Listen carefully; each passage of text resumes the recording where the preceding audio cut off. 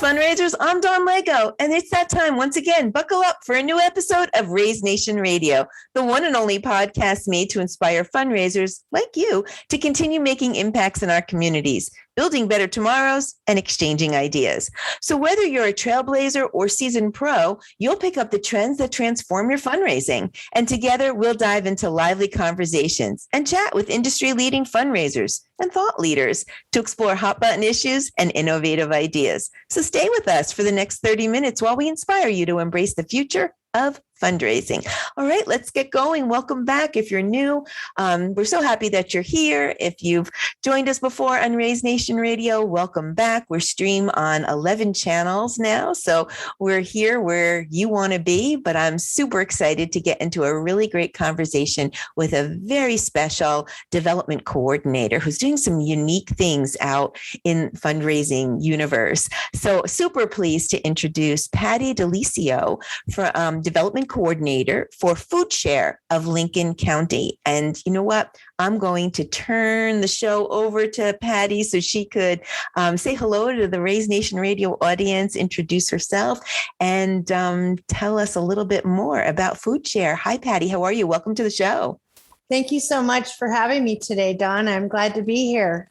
So I'm, as you already introduced me, I'm the development coordinator. And what that means is that I do community outreach within Lincoln County, Oregon. So we're on the Oregon coast and we're a very small county. There's about 50,000 people that live here.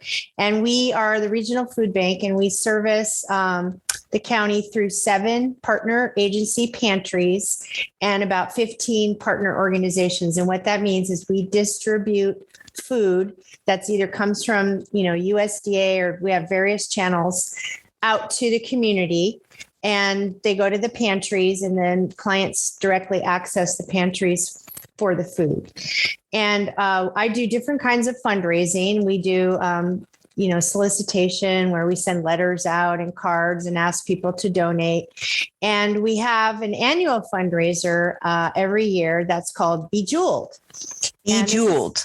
Bejeweled. And Bejeweled. Okay. This is how we came to know each other. Right. Because you wrote into One Cause to tell us a little bit about what you're doing. And I was just super fascinated because, you hear about different galas and names. I was like, Bejeweled. Wait a minute. I need to pause and hear more about that. So I assume you're going to share and tell us all about it. Yeah. Yeah. So we've been doing it. This was our 13th year that we've done it. And we, of course, took 2 years off because of COVID.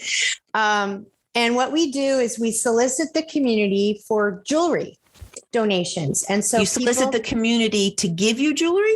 To donate jewelry to us. Got it. Okay. Use jewelry, and sometimes it's not used, sometimes it's brand new.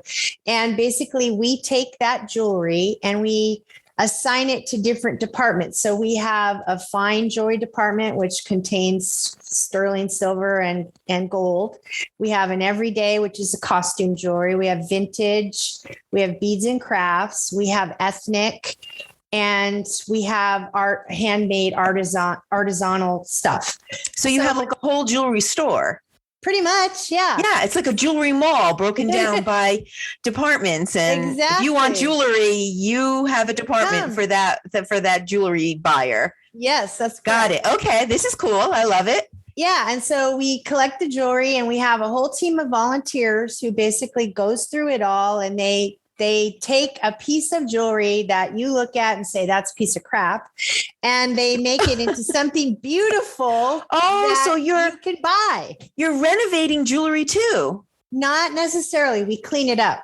Okay. Got it. Clean it up. Yeah.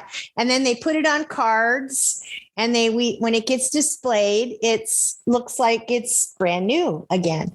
So they also do some repair. Stuff that like lost rhinestones and things, easy things to repair. If it's beyond repair, it goes into the beads and crafts department for them to sell as a craft item for someone to make jewelry out of. So you're just using it all, right? Just recycle, using, there's not a piece. So anybody who's donating something to Food Share, pretty much their article is getting used in some fashion. in some fashion. There are some things that do get thrown away just because they're just beyond repair.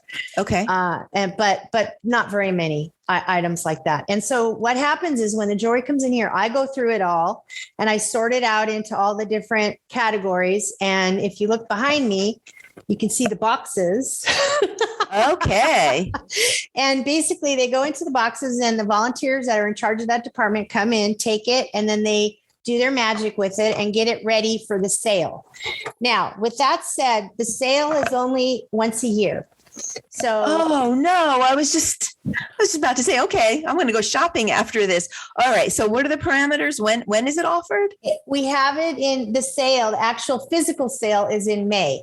And so we have it in a location. This year we had it in a local church, and the whole entire room is filled with jewelry. And then people come we started at 10 a.m. and we go till like 4 p.m. and people come in and they shop basically until they drop. They come back, they shop, they leave, they come back, they shop some more. I mean, it's just crazy to see. So it's a 1-day sale. Yes. Yes. And so if you think about the average price of a piece of jewelry is about $4, we make anywhere from $15,000 to $20,000+ every time we have that sale. Get out. Raise Nation Radio is all about fundraising inspiration. And I have to say, this is probably one of the most unique. Where did this all start? This is so unique. I mean, you have a mission and a critical mission, and I'm sure a mission that's been very challenged, especially the last 2 years, in the wake of the pandemic. So you have a programming and mission to keep going, but yet at the same time, you're running like a full blown jewelry outlet thing. And it's kind of cool. So I applaud what you're doing, and thank you so much for what you're doing and for sharing that inspiration. But where did it all start? Where did this concept come from, and how did it grow to what it is today? So it started before I came here. There was a woman who was doing volunteer marketing kind of development stuff for the organization, and she saw it somewhere else. She was like in another state and saw it, and then came back here and said, "Hey, guess what I just saw? Rinse and repeat. Try it." So we did. We tried it, and it started very small. It used to be. It was nowhere near what it is today. I mean, today it's just like a showcase of jewelry. But before, it was like stuff was thrown on tables. It was put in bags, whatever they could sell it for. There wasn't any. You have to start someplace. Pricing. Exactly. So that all has morphed into a huge sale now. And on top of selling physically, we also sell fine jewelry, gold and silver, on eBay. And wow. Okay. Yeah. How do we find you on eBay? You just go to eBay for charities and look up Food Share of Lincoln County, and you'll find our store. Got it. Oh, you have a whole store on eBay. Oh yeah. We've made to date. I did some numbers for you. We've made to date over $20,000 from last year to this year just on eBay. Holy. In gold and silver I'm jewelry. so inspired. And this year, so far, since we are fiscal year, we've already made $400 just since June 30th. So now, I think something that's my mind is going, I have a million questions for you, but I think the first place I went was you're doing a lot more than as if serving the community and helping, feed the hungry. You're also creating a fun, a very creative fundraising channel, but you're also doing something else that I think is very powerful. And I'd like to point out to our audience, community. I would suspect that you have people that look forward to this year after year. It's growing year after year. Do you get donations 365, like all day, every day? Like you actually are creating a community and strengthening your population by this creative fundraising effort. Would that be a fair statement? That's absolutely true. We get jewelry all the time. I just sorted some yesterday. And basically the people that come to the sale, I mean, over the last 2 years, because we didn't have it, they've been emailing and calling us to find out when the next sale was. And so when we had it in May, we made a last minute decision to do it because we figured it was safe to do it this year. And people were, our advertising was minimal, and people were so excited when they showed up that day to come to the sale that I can't tell you how many people came up to me personally and said, I'm so glad you're having this. Yeah. This is so much fun. Look what I just bought, and I mean, it's so cool to see people come out and really want to not only buy jewelry, but to support Food Share through their purchases of the jewelry. Wow. Okay. So you have an in-person event one day in May. But what about, and you have your eBay for your finer collection. What about any online opportunities? I mean, I don't live in your area. I'm from New Jersey. Raise Nation Radio audience knows that by now. I'm always talking about the Jersey Shore. I'm either talking about where I live or my kids, one or the other. So they're tired of hearing it. But I am from New Jersey. But yeah, I'd like to support you. Maybe I'm looking for a piece of jewelry. Fine jewelry might be out of my budget, but I just want to get involved. Is there any online opportunity?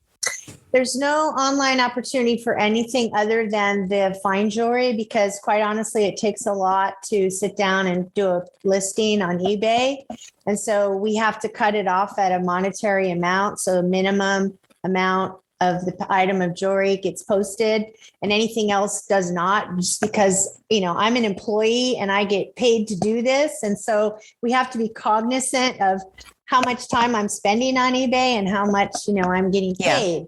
Sure. So there's that kind of thing. So basically you have to fly out here and come to our sale. So it's next year in May. I don't know the exact date yet, but in the middle of May, come here, spend some time on the Oregon coast, because you'll love it. If you're from the Jersey Shore, you'll love the Oregon coast. I'm sure I will. I've never been, so there's a treat. Well, I do have an idea for you, because, not this is all about fundraising inspiration. So it'll only be 2 sentences, but One Cause does provide software for online buying or auctioning, and that might be something of interest to you. But I'll go even a step further. We just announced our grants program. One Cause offers a grant program. It's a technology-based grant that helps nonprofits acquire the One Cause software absolutely free. So you can go to onecause.com, go to the About section, and then the drop down, I think it's the last bullet, will say grants program. Grants are opened up until November 1st. So I don't know, I'm hearing this story and I feel like your story is the exact reason why we created this grant program. And it might just be a way for you to easily get some things online and get the whole country involved. So just a little tip for you. And I didn't mean to plug One Cause, of course, but the grants program is a cool thing to plug because we're giving away the technology. So hopefully that helps a little bit. Yeah, check it out, please. We just opened that a couple of weeks ago for our 2023 grant program. And we do give software for 2 years, absolutely free. And applications close on the 1st. So I'm thinking maybe we're growing a little bit more. But this is just fascinating. I really want to talk a little bit more about, where the money goes. I think you mentioned something about a Facebook group and, different ways that you communicate. So I do want to hear more about the community and then the impact and what you're doing at Food Share of Lincoln County. But we're going to be back right after this commercial message. Hey there, Raise Nation Radio. Welcome back. We are speaking with Pati D'Eliseo from the Food Share of Lincoln County. And if you joined us before the commercial break, you would be like gobsmacked. What a great fundraising, innovative idea. They're running a whole jewelry show over there so that they can support their programming and all the good things that they're doing there. So, it's pretty exciting. So Pati, what do we do now? So we run this event annually. How else are we speaking to the community? I know you said eBay, but did I hear in our communication back forth that you also have some Facebook groups or social? How do you gather this community together to rally behind you to get this jewelry fundraising going? So we also have a place that's local here. It's called the Antique Mall, and we sell anything that I can't sell on eBay, and also other, like a little bit higher quality than the everyday costume jewelry. We sell it there. And so we have a volunteer who manages that, and she takes the jewelry over there and she displays it, and it's a beautiful display.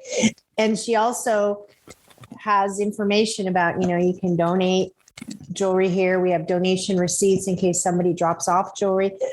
We have different drop sites throughout the county. So each for people to bring their jewelry that they want to donate? To bring the jewelry. So we have banks, we have real estate offices, we have jewelry stores, we have community centers, we have all kinds of different places throughout the county where people can bring their jewelry to donate it, and then we'll go pick it up.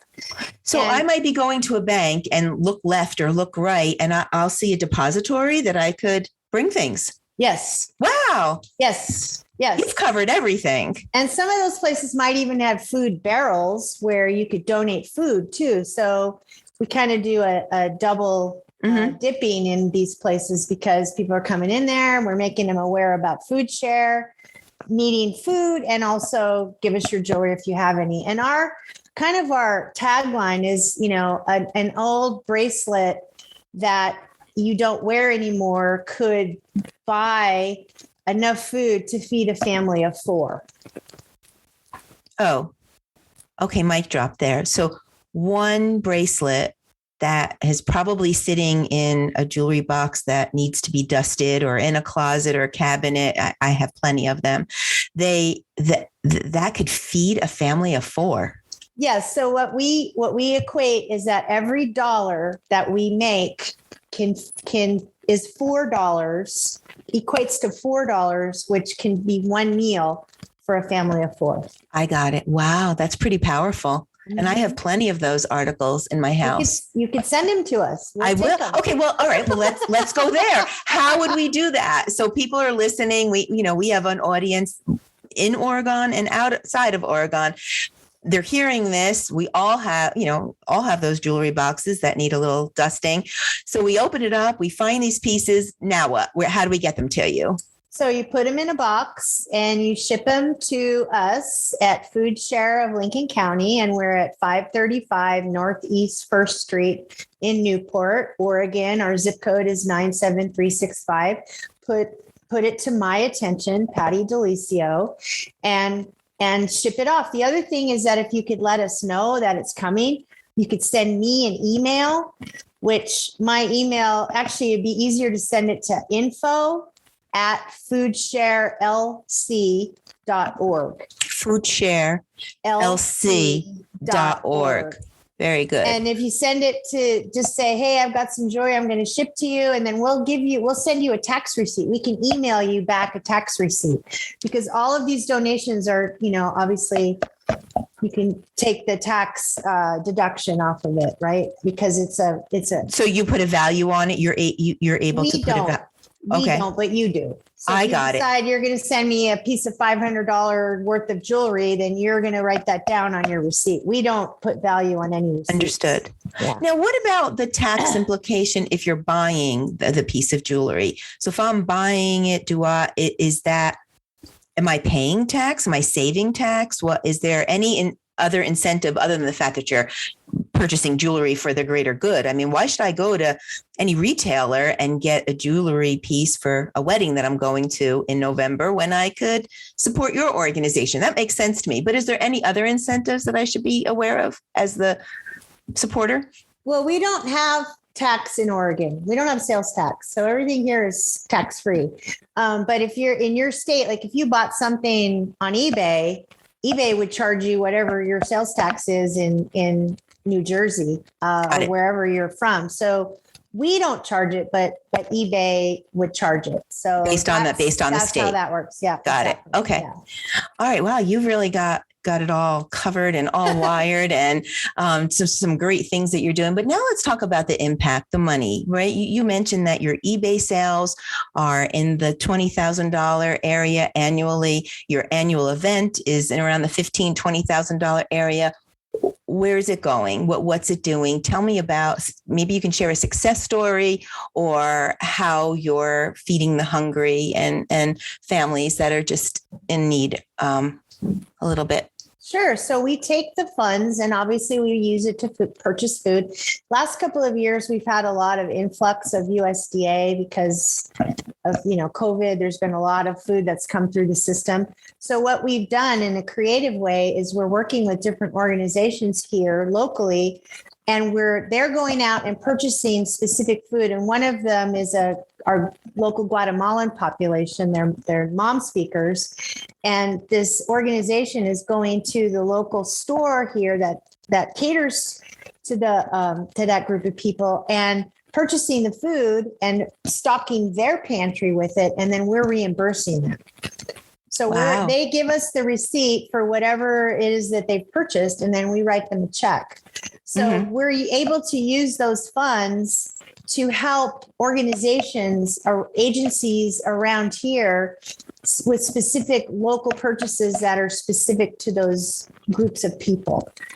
And that's big because, we're a small community and we don't have a lot of, retail outlets here, grocery store wise, that sell culturally specific foods. So it's good that this group is able to do this to provide those culturally specific foods. Wow. And tell me about what it's been looking like the last 2 years and the aftermath, where I'm not sure if COVID is in the rearview mirror or still with us. I mean, I hear all sorts of, reports, but we're still feeling the effects of it. It's had to been a very hard, long journey. How has that impacted the food share of Lincoln County? What have you been able to do? How are you still challenged by all of that?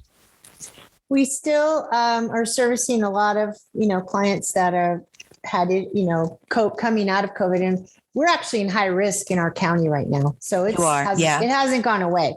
Yep. But basically we saw a 25% increase the first year, and last year it stayed the same. But we also had a big fire here, and we've had some disasters. So people lost their homes and different things like that happened during COVID. So it was a huge influx to several of our pantries where people, they were the extra people coming in to get food increased the way it did. So, and we're still servicing a lot of those people that were unhoused during that fire, and people coming out of COVID. So this year has kind of been a status quo from the last 2 years, but it was a 25% increase. Wow. And you're sustaining that year over year. Sounds like the third year in a row. Yeah. Wow. But the good news is that we've had our community is very generous. And so we've been pretty successful with being able to generate donations to help us, sustain our operation. So what are your other fundraising programs outside of the donations of jewelry and asking people to purchase jewelry? How else are you making ends meet, so to speak? We send out 2 letters a year, one at the holiday around, Thanksgiving, Christmas time when everyone else sends theirs out. Mm-hmm. And we also do a spring letter, which gets sent out in early June before people take off for the summer. And those 2 letters, when I started in 2014, have exponentially, the funding that we get from those letters has exponentially grown every year since I've been here over the last 8 years. Wow. So we're now up to about $75,000, which is a lot for us. Remember, we're very small. We're a very small food bank. So when I say it's $75,000, that's a lot of money for us.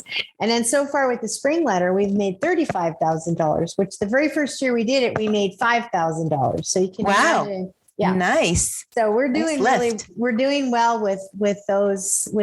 How big is the organization as far as employees? So there's yourself and who, and can we give some shout outs? Yeah. You don't have to mention last names. If you just maybe some first names, I would think, small community, small team, probably big impact, but let's give some shout outs to some of your peers. So our executive director is Nancy. Hi, Nancy. And our administrative assistant is Irene.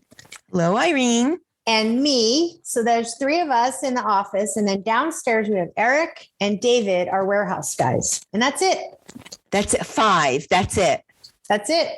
Managing a whole jewelry operation and a whole food share operation and programming. 5 people. Yes. And we also have a lot of volunteers. So most of the work is done by the volunteers, especially with the jewelry, because there's no way I could do it all because it's just too much. But the volunteers are really what help drive our success.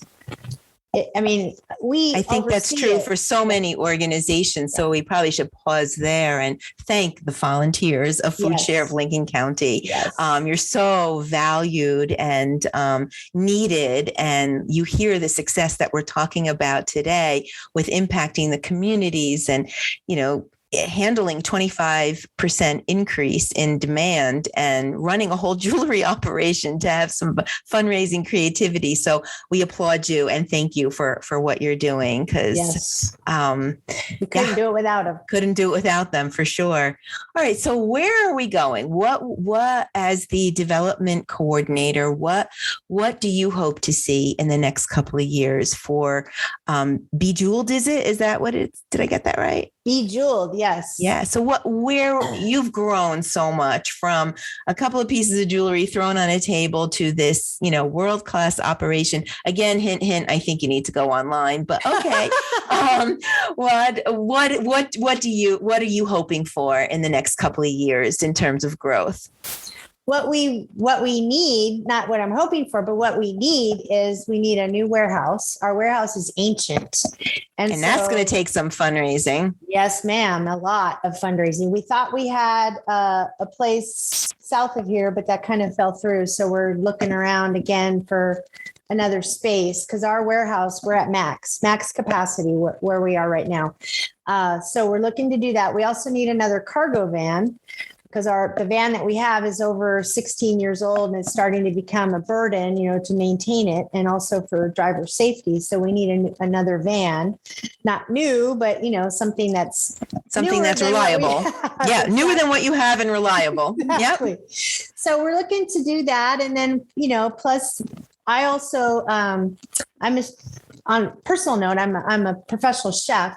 So I also help teach cooking classes to our local Latinx and Guatemalan populations to help them learn more about how to use a kitchen, because a lot of them, came from a village where they had basically a campfire or a little cooking stove and don't know how to use a kitchen. So last week I taught a baking class on how to use an oven to several families. So that's really good. And we help fund that. I work with OSU Extension.